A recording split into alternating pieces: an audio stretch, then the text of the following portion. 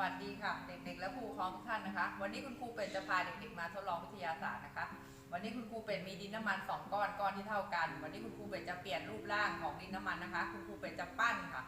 ปั้นให้เป็นเรือ2 ลำนะคะคุณครูเป็ดปั้นเสร็จแล้วได้เรือท้องแบน1 ลำนะคะเรือท้องกลมมีลักษณะพื้นหนาคุณครูเป็ดจะมาทดลองว่าเรือพื้นแบนกับเรือท้องกลมที่มีพื้นหนานะคะเรือลำไหนจะใส่วัตถุได้มากกว่ากันนะคะคุณครูจะทดลองเลยนะคะ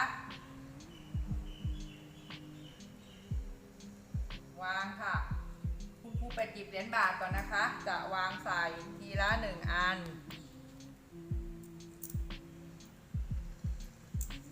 1 เหรียญ2 เหรียญ3 4คุณครูเป็ดจะใส่เหรียญ10นะคะเหรียญ5นะคะขอโทษค่ะ1 เหรียญ5ใส่ไปแล้วได้1 เหรียญเรือท้องแบนจะจมแล้วนะคะดูเรือท้องกลมค่ะจะใส่บรรทุกได้เยอะไหมคะผลการทดลองได้ว่าเรือท้องแบนนะคะใส่วัตถุได้น้อยเพราะพื้นข้างหลังนะคะพื้นแบนและ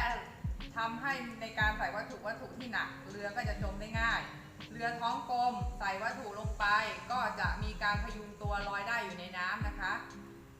การทดลองนี้สรุปได้ว่าการทดลอง